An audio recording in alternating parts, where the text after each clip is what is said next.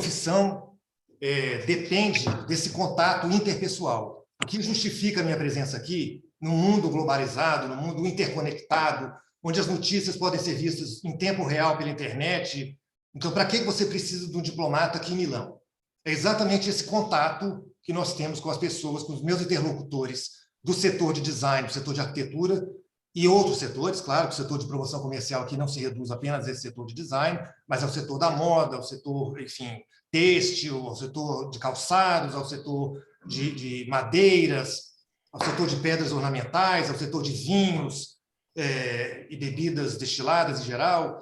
Mas, enfim, o que justifica a nossa presença aqui é exatamente a possibilidade de você poder fazer contato e você sentar diante de uma pessoa, conquistar a confiança dela e poder, assim, desenvolver um trabalho que promova o desenvolvimento do Brasil. Esse é o nosso objetivo final, né?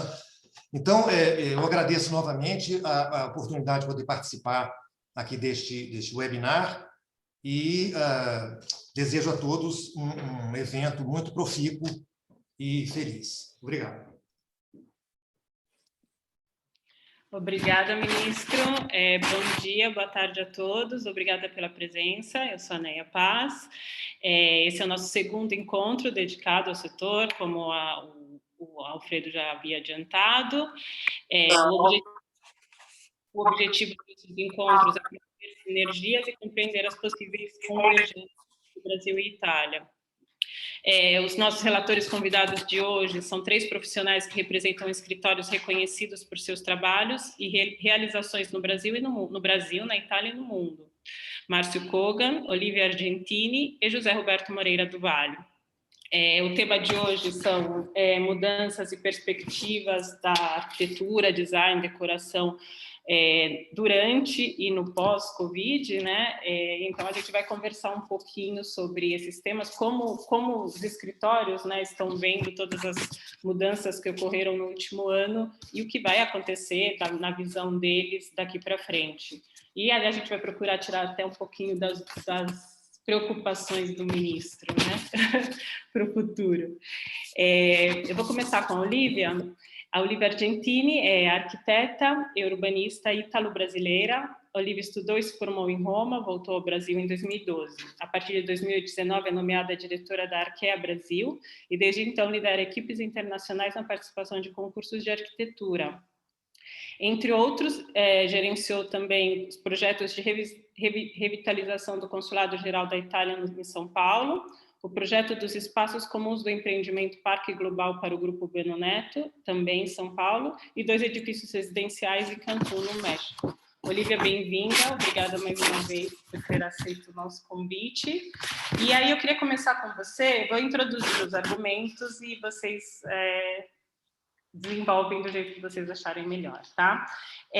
Principalmente os desafios, né? Os principais durante né, o último ano e o que será no pós-Covid na arquitetura, na visão do estúdio de vocês. E eu gostaria que vocês falassem também um pouquinho da Arquea no geral, né? Que é um estúdio com sede aqui na Itália, no Brasil e em outros lugares do mundo também. Eu queria que você falasse em particular da tua experiência, da experiência de vocês no Brasil.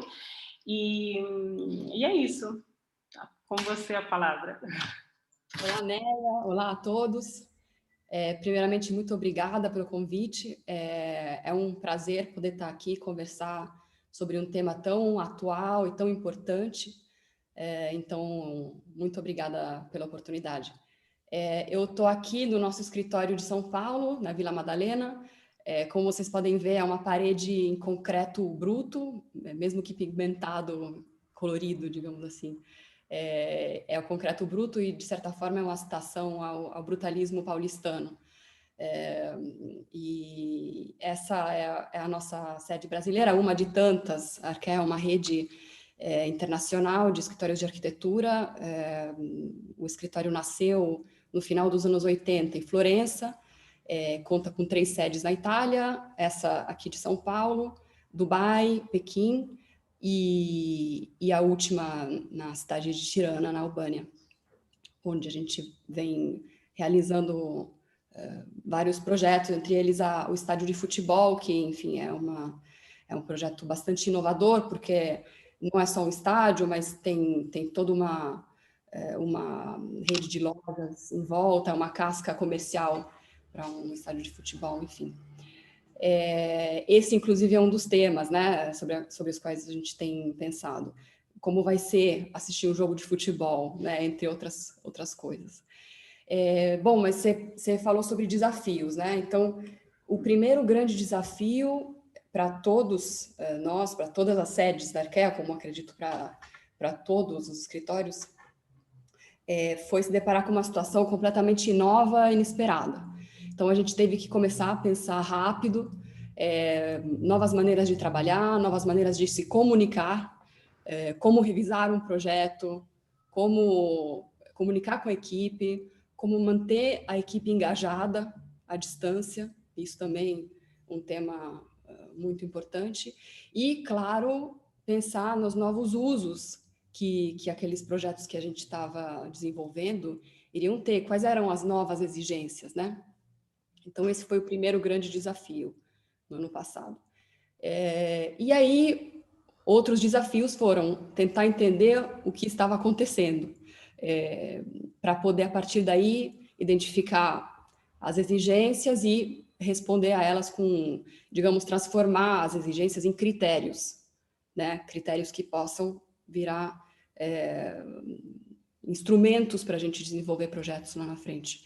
Então, uma das coisas que a gente notou, primeiro, é que as nossas casas elas não são adequadas para fazer o isolamento e para o home office, digamos assim. É claro que isso no Brasil é ainda mais verdadeiro, né? Porque a gente tem no Brasil uma carência crônica de moradia adequada. Só que até mesmo na classe média a gente tem visto realmente apartamentos que poderiam melhorar bastante. Apartamentos muito pequenos, por exemplo, né?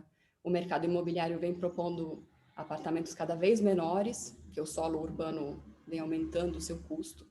Então, apartamentos cada vez menores, que às vezes não tem nem um lavabo para higienizar as mãos na hora que a gente entra, né, em casa, às vezes sem área externa. E isso, obviamente, num contexto de home office, em que você tem que viver, trabalhar de casa, às vezes com filhos, é inviável, né? Então, esse é um tema sobre o qual a gente pesquisou bastante. Outro é que realmente não faz muito sentido mais você passar 2 horas do seu dia no trânsito, né, para ir e voltar do trabalho. Né, você pode trabalhar de casa, etc. E aí, outro desafio, né, identificar, então, para que a gente vai para o escritório? Porque a gente vai voltar para o escritório, né? Isso tá dado, tá claro. A Gensler também fez uma pesquisa aprofundadíssima sobre isso. E as pessoas têm vontade de voltar para o escritório. Isso de ter 100% home office não vai ser assim. O que é mais provável é que tenha uma situação híbrida, né? Em que uma parte das pessoas estará em casa e uma outra parte estará no escritório. Então, é isso que eu estava falando. A grande pergunta é, então, por que se deslocar até o escritório? Quais são os usos que realmente não podem prescindir do encontro presencial, né? Então, aquela reunião que você precisa olhar no olho a outra pessoa, ou até mesmo situações de encontro, de troca de ideias, brainstorming de projeto. Então, isso tudo precisa ser considerado e, obviamente, questões técnicas, né? Porque a gente tem hoje um sistema de tratamento de ar não adequado, né? Filtragem, etc. E, além disso, a gente tem unidades técnicas enormes. Então, seria interessante desenvolver tecnologias mais avançadas e para a gente até poder ocupar menos espaços de área técnica para esses sistemas de filtragem. E, de modo geral, infraestrutura, né? A gente viu que falta infraestrutura, nem todo mundo tem acesso à internet, e, obviamente, isso vai ser uma questão cada vez mais importante daqui para frente, porque quem não tiver uma conexão, tanto na Itália quanto no Brasil, né? No Brasil, provavelmente mais complicado ainda. Mas regiões que não têm conexão de internet vão estar cada vez mais isoladas, né? E possivelmente atrasadas, e a economia desses lugares vai ter repercussões. Então, é uma questão importante sobre a qual é necessário pensar. Então, considerando isso tudo, o Escritório de Florença organizou, já em abril de 2020, uma série de encontros junto ao Escritório Fuksas de Roma e a um grupo de médicos e professores universitários para conversar sobre essas questões e identificar diretrizes baseadas na ciência para poder dar um norte, né, aos projetos, à maneira de produzir moradia, cidade, de modo geral, né, todos os lugares que a gente habita. E dessas reuniões, que foram reuniões semanais, saiu até uma carta assinada por Arkea, por Fuksas, por toda essa equipe, ao presidente da República Italiana, Sergio Mattarella, que recebeu, enfim, com muito prazer enfim, nós nos colocamos à disposição, né, do governo italiano, como técnicos, para identificar essas diretrizes que, obviamente, precisarão ter a força da lei, né, porque o mercado sozinho, a gente não tem certeza que vai garantir todas essas características que a gente acha que o ambiente habitável precisará ter. Então, esses foram mais ou menos os pontos principais sobre os quais a gente pensou e a gente continua refletindo, né? Acho que é um work in progress. Todo mundo tá pensando sobre, e aí a troca nisso é fundamental. Dentro do mesmo país e entre países, sem dúvida. Obrigada, Olívia. Eu vou dar sequência com o Márcio, daí depois, se vocês quiserem, a gente volta no argumento e entra mais no detalhe. Márcio Kogan. Márcio é arquiteto, fundador e professor de toda a equipe do estúdio MK27, nasceu na caótica cidade de São Paulo e se formou em 1976 pela FAO Mackenzie. É professor convidado do Politécnico de Milão e da Escola da Cidade, onde concluiu o mestrado em Educação, Sociedade e Cultura. Trabalhou como diretor de cinema, até que depois de filmar seu primeiro longa-metragem em 88, faliu e teve de se contentar com a arquitetura. Os projetos do estúdio MK27 é membro honorário do American Institute of Architects e do Conselho do MUB e do MASP. Tem certeza de que uma boa cotoletta alla milanese é mais importante do que a arquitetura. Acho que tem várias pessoas que concordam com você, Márcio. Muito obrigada mais uma vez por estar conosco hoje. Eu queria pegar o gancho do argumento que eu coloquei para a Olívia no começo e entender também a tua visão, como vocês, né, o teu estúdio, vocês enfrentaram esse último ano, como vocês passaram aí em São Paulo, como foram as mudanças, e colocar esses desafios, além da arquitetura na cidade, no urbanismo, como isso pode contribuir, né? Como a arquitetura pode contribuir para evitar no futuro, ao menos diminuir esse bloqueio que a gente teve, né, de paralisação do mundo, e colocar também a questão dos escritórios, né, do futuro, como você vê os novos escritórios, como serão as novas ligações, né, entre seres humanos após a pandemia.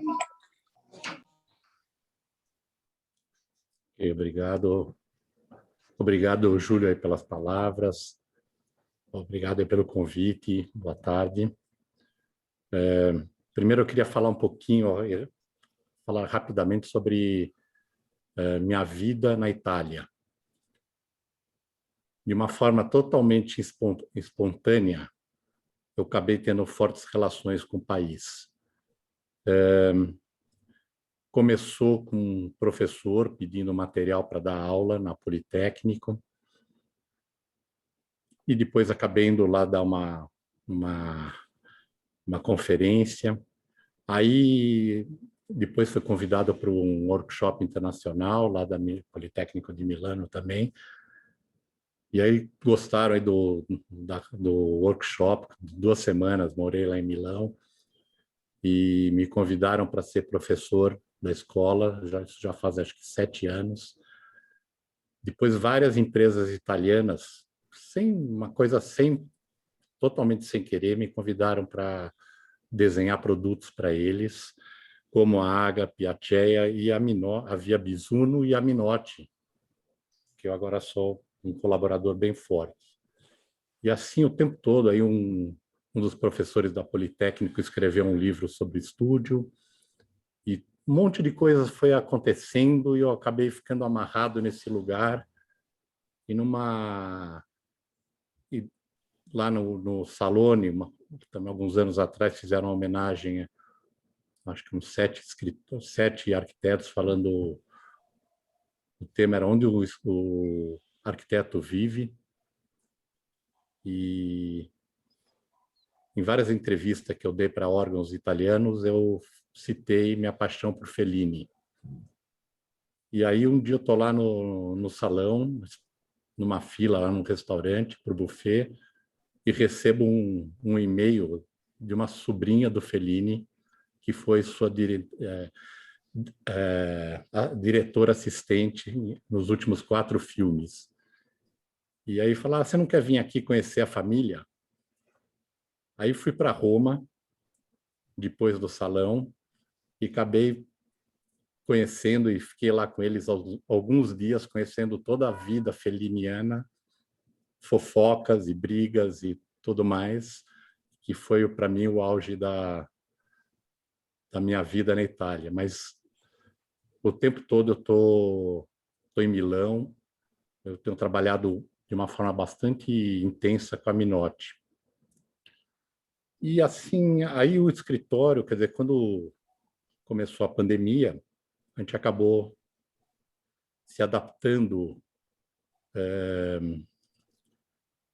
para trabalhar em casa, quer dizer, apesar de eu ter ficado aqui o tempo todo. E aprendemos a trabalhar assim. Eu acho que a produção continuou sendo exatamente igual. Talvez eu até não tive tanto compromisso, tanta viagem, quer dizer, não tive nenhuma. E acabei tendo mais tempo para olhar os projetos. Então, acho que o escritório acabou ficando mais eficiente do que ele era antes. Eu viajava, às vezes, pegava 60 aviões por ano. Agora, graças a Deus, estou aqui preso. E aí foi engraçado no primeiro momento, assim,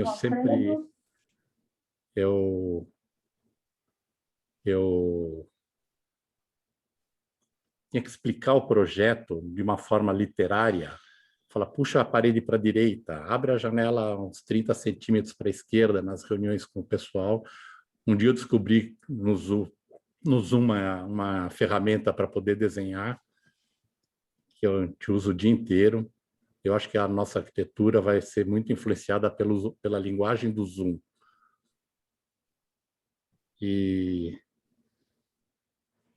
qual será o impacto de tudo isso, né? Quer dizer, isso até como falou a Olivia, quer dizer, a gente vê São Paulo mais fácil de andar, de se locomover, né? Coisa que já nesse momento já não está tão fácil como esteve. As cidades super saturadas. E eu, pessoalmente, eu não sei o que vai ser. Quer dizer, eu, às vezes, fico pensando aqui no escritório, o que tem que mudar, como é que vai ser um dia com todo mundo aqui. É uma incógnita. Inclusive, o escritório hoje tem mais gente do que entra aqui no escritório. Então, como vamos lidar com isso? E eu acho que tem obviamente, talvez seja uma situação mista, que as pessoas possam trabalhar de casa, que vão vir aqui, e é o que eu imagino. Às vezes, até ontem eu estava pensando, o que eu preciso reformar aqui para atender essa nova época? Eu não sei dizer, quer dizer, aqui no Brasil a gente não sabe se amanhã ainda a pandemia vai estar pior, é bem possível que isso aconteça.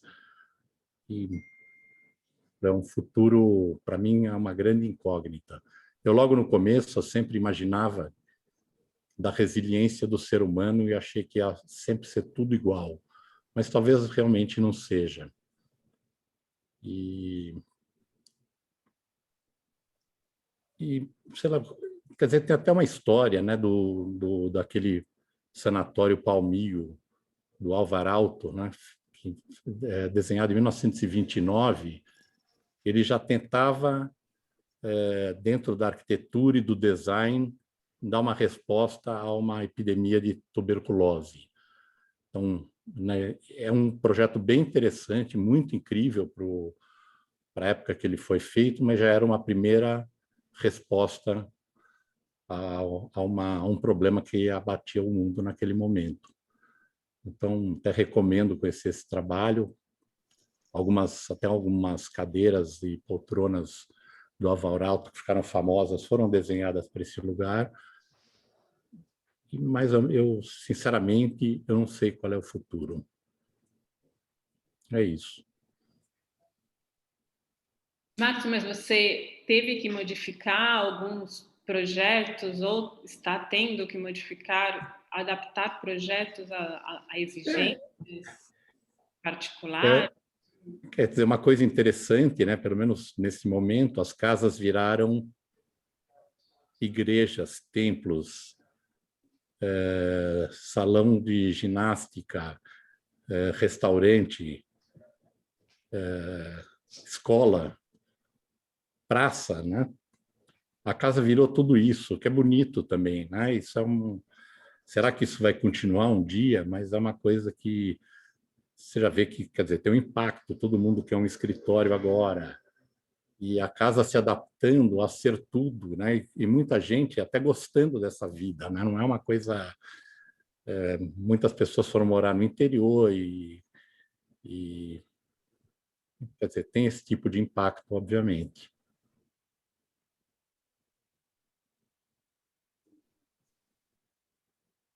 E as adaptações que você estava falando do escritório, para vocês, em especial, o que você imagina fazer no escritório? Não, isso que aqui no escritório especial, eu não imagino nada. Eu não sei qual é a resposta do problema. Ok. Obrigada, Márcio. Então, vou passar Obrigado. a palavra para o José Roberto Moreira do Vale. Atua como decoradora há mais de 20 anos, à frente do escritório Moreira do Vale Decorações e Eventos, em São Paulo. Na decoração destacam-se projetos como Casa Petra, Restaurante Dom do chefe Alex Atala, Boate 7, showroom da empresa Guardian e a loja KitchenAid. Criou pop stores de marcas internacionais como Van Clicquot, Moët Chandon, KitchenAid e Johnny Walker. Em eventos, o foco é o mercado corporativo de luxo. A empresa atua no mercado nacional e internacional, realizando eventos desde a sua concepção, produção, cenografia e catering, adaptando-se às exigências de cada cliente. É o criador do evento Brasil S.A., que acontece na Itália desde 2010, durante a maior semana de design do mundo, e tem como objetivo principal promover o design brasileiro. Em 2012, lançou também o projeto Chefs do Brasil, que tem com a intenção de divulgar a gastronomia brasileira dos mercados nacional e internacional. Zé, bem-vindo, prazer falar com você, a gente se fala sempre, a gente trabalha juntos também, um prazer enorme ter você com a gente hoje. Então, agora, juntando um pouco tudo, eu queria saber a tua percepção do ponto de vista do design de interiores nesse último ano, né? O que mudou no teu trabalho, se mudou alguma coisa, além dessa questão de distanciamento, de trabalhar de casa, não trabalhar de casa, escritório maior, escritório menor. Mas, assim, as exigências que você nota até dos clientes, né, em casa, o que eles pedem nesse momento, o que você acha que vai mudar de maneira definitiva, né, que não vai mais voltar atrás, não vai ser mais como era antes. Perfeito. Primeiramente, obrigado a vocês pelo convite. É muito boa, essa iniciativa é ótima, eu acho importante fazer esse link Brasil-Itália, Brasil-Mundo. Eu acho que a gente precisa cada vez mais agora reaprender a viver. Eu brinco que a gente está num período pós-guerra, que ainda não é o pós, A gente ainda está na guerra contra o Covid, mas eu acho que as pessoas vão ter que reaprender a viver em todos os sentidos. Claro que concordo com o que o Márcio falou, a gente não sabe o dia de amanhã, a gente não sabe quando vai acabar a pandemia e a gente não tem muita certeza do que será o novo morar, né? O novo design para o futuro. Mas, também, de acordo com a Olivia, a gente tem que estudar, a gente tem que pesquisar, e eu acho que está todo mundo aprendendo. Acho que os médicos estão aprendendo a lidar com a pandemia, com a doença. Nós que criamos, a gente está aprendendo a criar de uma forma diferente, e as pessoas em si, elas estão reaprendendo a viver e se readaptando, porque hoje em dia o escritório ele perdeu um pouco a função física e ele virou um escritório virtual, e que por um lado é muito bacana, porque eu acho que abriu a mente das pessoas para se comunicar com o mundo. Várias pessoas que não tinham muita intimidade com a internet ou que não tinham muita intimidade com o mundo virtual passou a se integrar a esse mundo. E as residências, elas hoje em dia, elas mudaram completamente. A gente está repensando como fazer, porque, ok, tem pessoas que moram só, é só um casal, é muito fácil, mas quem tem cachorro, quem tem criança, as escolas pararam, então a vida mudou de uma hora para outra, pai, mãe, todo mundo trabalhando em casa, cada um em um cantinho da casa, e daí começou a chover os pedidos de precisamos fazer um home office em casa, precisamos adaptar a nossa casa.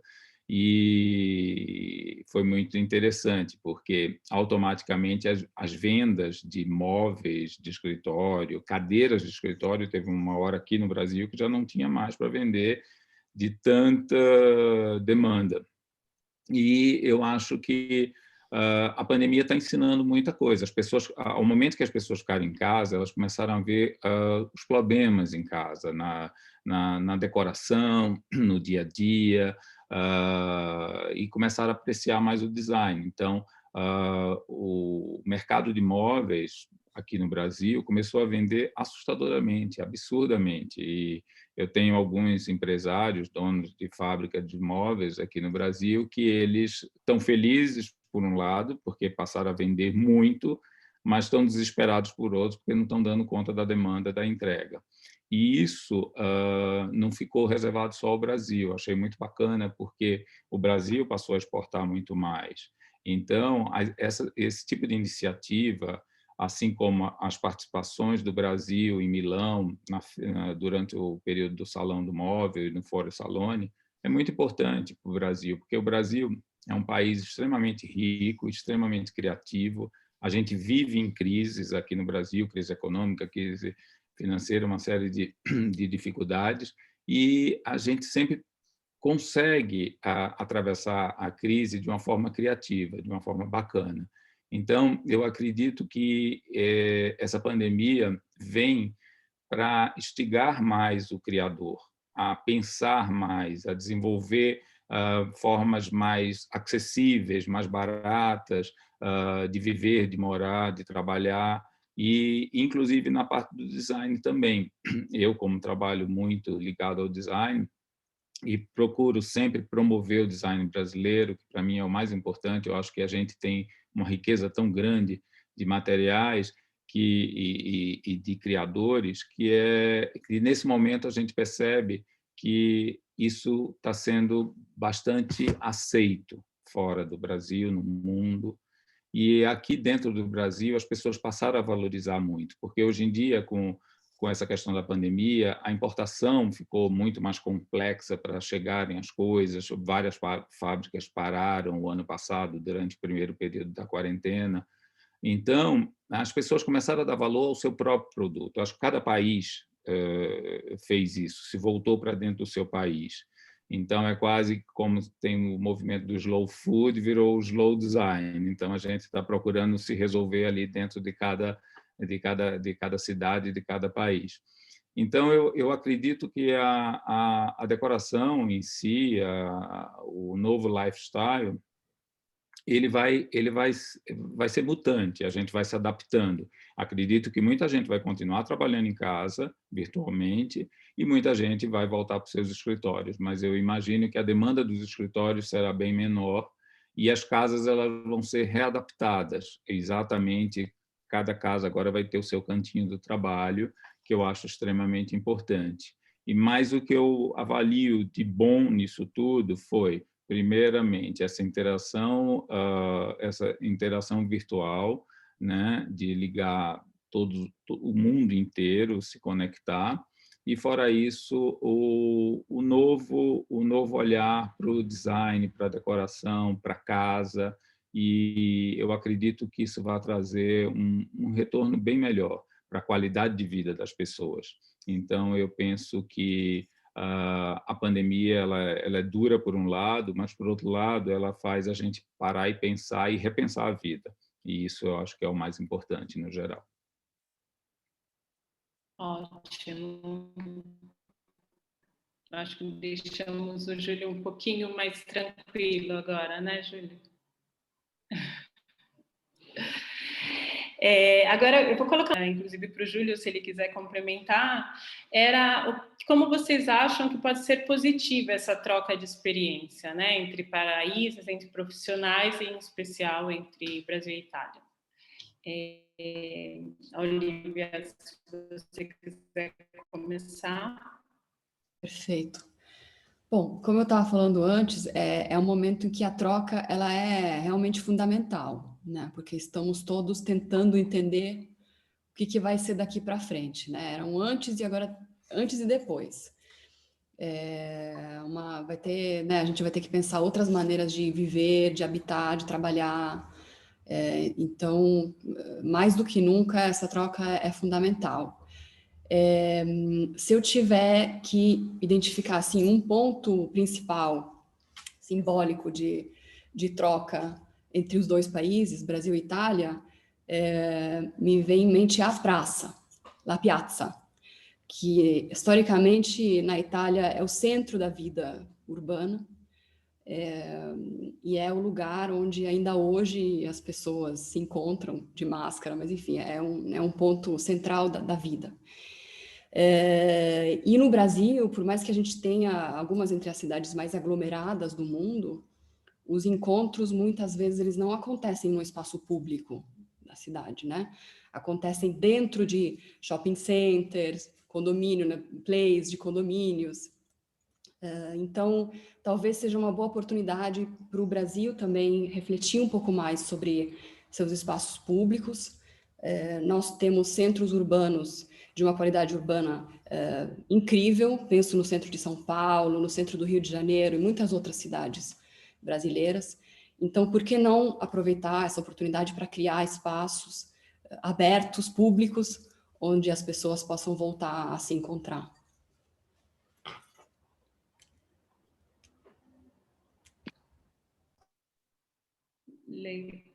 Zé, o Márcio, querem complementar algo? Eu assim, quer dizer, para mim essa troca de experiências é bem intensa, porque, como eu falei antes, assim, o fato de trabalhar com várias empresas, dar aula lá. Recentemente trouxemos um professor também da Politécnico para dar uma aula sobre Carlos Scarpa, que é muito pouco conhecido aqui no Brasil, e foi uma semana de aula que foi incrível lá no Museu da Casa no MUB, né, Museu da Escultura. E para mim essa colaboração é intensa. Então daqui uns dias eu estarei dando aula online, que é bem chato. A única coisa que eu acho horrível é dar aula online, principalmente que são muitos alunos, então para fazer os comentários eu nunca consigo atender todos os grupos, mas isso, quer dizer, na minha vida, essa colaboração com a Itália, como eu tinha falado antes, ficou muito intensa e acabou virando um lugar do coração, porque acabei tendo muitos amigos e as coisas foram acontecendo. Então, tudo que acontecia, até a Cotoletta alla Milanese, acabou sendo sempre incrível, sabe? É um lugar que sempre... tudo que aconteceu na minha vida lá foi bom. Maravilha. E o legal no teu caso é que realmente aconteceu, né, Márcio? Não foi uma coisa programada, não foi você que procurou, né? Não, uma coisa totalmente mágica que foi acontecendo e eu acabei tendo, inclusive, muita empatia com todo mundo, com os estudantes, com os professores e com essas fábricas aí que eu estou trabalhando, porque existe uma empatia forte com o Brasil, acho que com o brasileiro, né? A gente às vezes parece que são as mesmas pessoas que você encontraria aqui que estão falando uma língua diferente. Então eu sinto isso com muita força. Verdade. Então às vezes esse workshop aí que eu fiz lá na Politécnico, que foi um grande sucesso, eu repeti numa escola nos Estados Unidos e a empatia foi zero. Então você vê que existe isso, está na alma. Então isso, para mim, é bem importante. Legal. A gente te espera em breve aqui em Milão. Zé, quer complementar?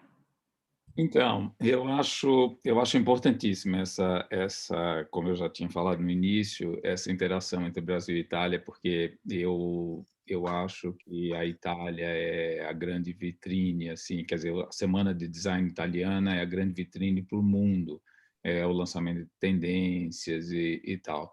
E o italiano sempre foi muito, como o próprio Márcio falou, ele tem um olhar bacana para o Brasil, para o design brasileiro. Eu acho que a Arquea tem um escritório aqui, eu acho que isso mostra o interesse dessa parceria. E, Júlio, fique tranquilo, porque as exportações aqui do Brasil a gente está tentando mandar o máximo possível, e na Semana do Design a gente já está se organizando para trabalhar aí durante o Salão do Móvel, que será um salão do móvel diferente, menor e tal, mas eu acho que é na dificuldade, na época de crise, que a gente mostra o melhor talento. Então, eu acredito que a gente vai mostrar a melhor face do Brasil agora, o que todo mundo criou, porque o bem ou mal todo mundo ficou em casa, então todo mundo criou bastante coisa, e eu acho que dessa crise, eu acho que vai sair bastante coisa bacana em todos os sentidos, tanto nesse sentido do lado virtual, como o Márcio falou, é chato falar, sentar junto da aula, imagino, sentar com o calor humano, né? O contato humano, eu acho que é a coisa mais importante para todo mundo, mas aos pouquinhos a gente vai reaprendendo e vai mostrando para que a gente veio. Então, eu acho que essa interligação entre Brasil e Itália continua sendo... Eu sou um dos que já levantei a bandeira e continuo com essa bandeira marchando sempre em prol do design brasileiro no mundo. Legal. Obrigada, Zé. Júlio, quer complementar? Não, eu gostaria, sim, de comentar e dizer para vocês que a minha experiência aqui na Itália, eu estou aqui há quase 5 anos, foi também um pouco parecida com a que o Márcio relatou. Foram 5 anos de felicidade total, eu acho. Eu nunca fui tão bem tratado na minha vida, na minha carreira de 30 anos, como eu fui tratado aqui na Itália. Então, Júlio, com coteleta ou sem coteleta? Com coteleta, certamente. Então, uma característica do setor de promoção comercial aqui de Milão é exatamente a participação do Brasil nas feiras. E durante a pandemia, evidentemente, no ano passado, foi tudo cancelado, a gente não pôde quase que trabalhar nesse setor, e para mim foi um sofrimento muito grande, porque eu estava em casa, não podia me encontrar com ninguém, não podia vir brasileiro, não podia ter delegação, não podia ter participação de feira nenhuma, não tinha feira, né? E logo no auge da pandemia aqui na Itália, que ainda não tinha começado no Brasil, eu estava trabalhando em casa e na parte de promoção comercial não tinha mais trabalho, e eu comecei a prestar apoio ao setor consular, propriamente dito, e eram cruzeiros e mais cruzeiros que chegavam aqui, cruzeiros de turismo, né? Que chegavam no Porto de Gênova, que é da nossa jurisdição, com 300, 350, 250 brasileiros que chegavam aqui, eram impedidos de desembarcar, porque a Itália já estava no auge da pandemia, e eles começaram a ficar desesperados, querendo sair do navio, querendo voltar para o Brasil, e começaram a pressionar muito o consulado para nós fazermos uma gestão junto às empresas transportadoras, né, as empresas de turismo, para facilitar e acelerar o retorno de todos os brasileiros para o Brasil, né? Então, eu senti a angústia deles de querer sair daquele lugar, de estarem presos, de se sentirem presos e tal. Então, assim, para mim, essa pandemia, olha, eu espero, sinceramente, que a partir de agora tudo volte a uma certa normalidade, né? Que a gente possa voltar a receber as delegações do Brasil. Eu acho que a gente tem que intensificar e fortalecer a nossa presença aqui na Itália, porque realmente o design brasileiro é muito bem visto, nós somos muito bem recebidos, e às vezes o Brasil presta pouca atenção para a Itália. Presta mais atenção na França, talvez, na Inglaterra, na Alemanha. Então, a Itália, a gente tem que prestar um pouco mais de atenção na Itália. E eu vi uma vez um testemunho do presidente da Câmara de Comércio Ítalo-Brasileira de Belo Horizonte, um italiano que veio aqui no evento, e ele falou assim, o empresário italiano tem uma grande vantagem no Brasil, porque no Brasil ele não é visto como estrangeiro, ele é visto como um elemento que integra a própria formação da população brasileira. Nós temos milhões, né? As estatísticas variam aí de 35 a 45 milhões de descendentes de italiano no Brasil. Então, ele contava isso, quer dizer, no Brasil, o italiano não é visto como um estrangeiro, ele é visto como um componente da própria população brasileira. E eu me sinto um pouco aqui também dessa maneira. Eu não me sinto um estrangeiro aqui na Itália. E as pessoas me tratam como se eu sempre tivesse morado aqui. E isso é uma coisa, para mim, muito gratificante e, ao mesmo tempo, é uma surpresa, né? Porque assim, eu nunca me senti tão bem acolhido no país como eu me sinto aqui na Itália. E dá-lhe cotoleta, né? Que é muito bom. Exato. E eu acho que o Alfredo queria acrescentar alguma coisa.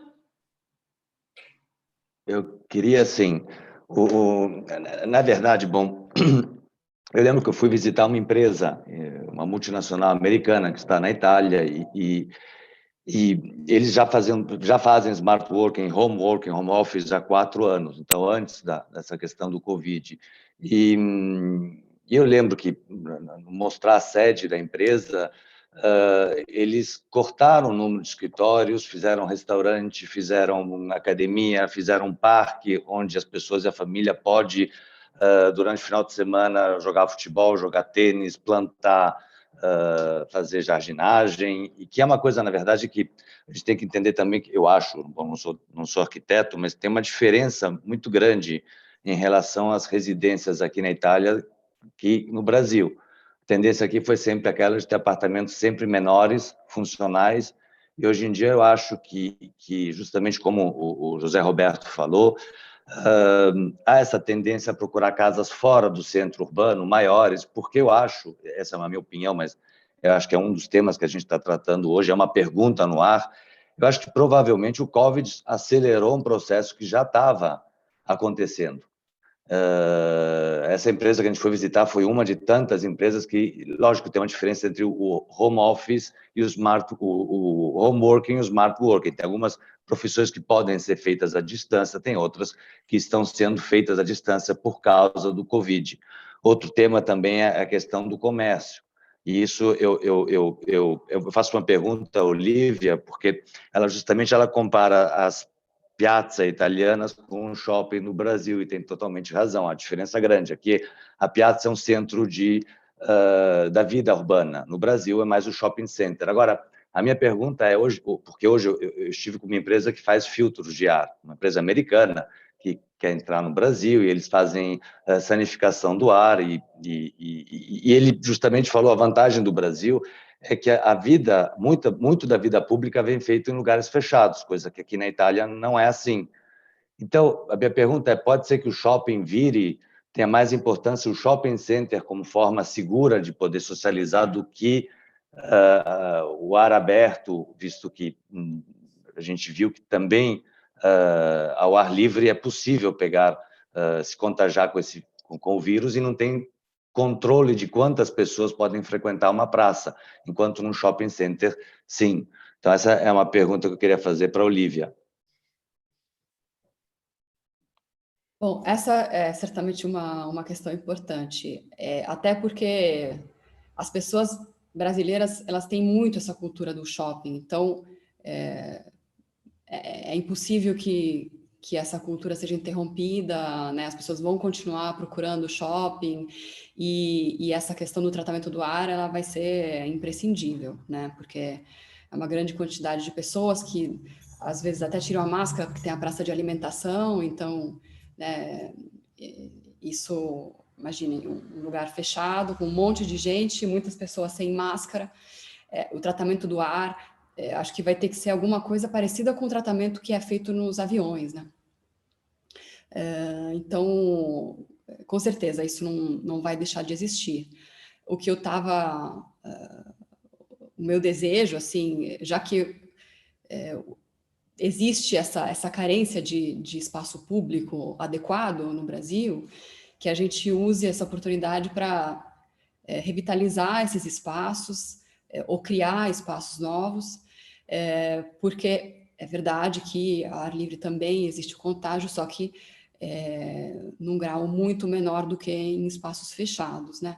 Então, numa perspectiva de médio e longo prazo, a minha ideia, o que eu estava refletindo, era usar essa oportunidade para reformular alguns espaços, algumas partes das nossas cidades brasileiras, olhando para alguns exemplos urbanos, né, que a gente vê nas cidades italianas. Então, era mais nesse sentido. Mas os shoppings, infelizmente, eles vão continuar existindo, firmes e fortes, não vai ter como.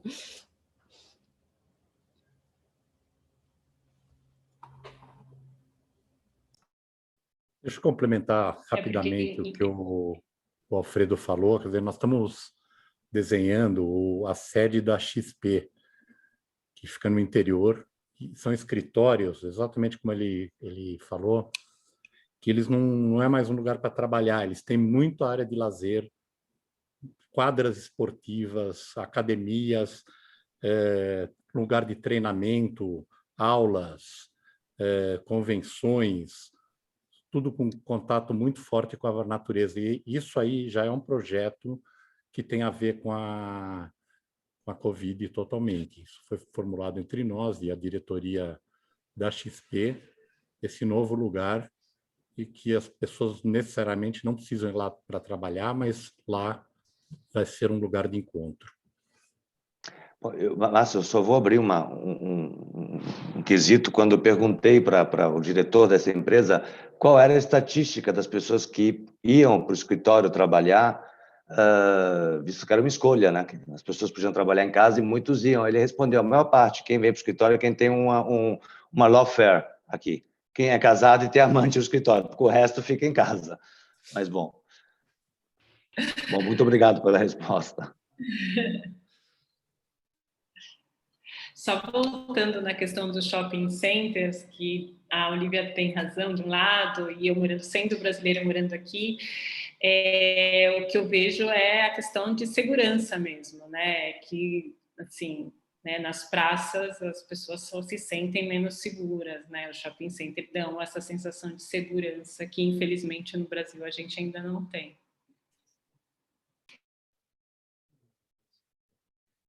Acho que é isso. Eu não sei se alguém quer complementar alguma coisa. Tem alguma pergunta, Alfredo? Foi tudo ótimo, né? A gente vai ter mais ocasião para falar, vamos ver, vamos torcer para que isso acabe. Agora, na verdade, esse webinar é um dos lados positivos dessa situação dramática, né? Porque a gente não poderia ter feito um webinar brasileiro na Itália e a gente acabou fazendo. Mas eu acho que, bom, é só rezar que essa situação passe, eu acho que alguma consequência vai ter, né? É inevitável. E vamos adiante com o nosso projeto. Em relação ao design, né? A gente vai fazer o próximo, sobre marketing opportunity, certo? E a gente também está começando com os outros projetos, mas, bom, eu pessoalmente agradeço de novo todo mundo e sobre os relatores, o Anéia, o Gianmaria, a Camila e o nosso cônsul-geral, o consulado também, o Silvio Gori, que também ajuda sempre em tudo, bom, muito obrigado pela participação. Obrigado a Obrigada a vocês todos. e a gente espera estar em breve aí comendo uma coteleta. José, você sabe que você tem que fazer um jantar em casa, né? Pois é, eu prometo que eu não vou fazer coteleta. Tá bom. Obrigado. Obrigada Obrigado. a todos. Até a próxima. Obrigada. Até a Obrigada, próxima. Tchau. Márcio. Muito obrigado. Prazer em falar com todos vocês, ouvi-los, e nós esperamos que o design brasileiro esteja bem representado e forte na próxima edição do Salão do Mori. Tará.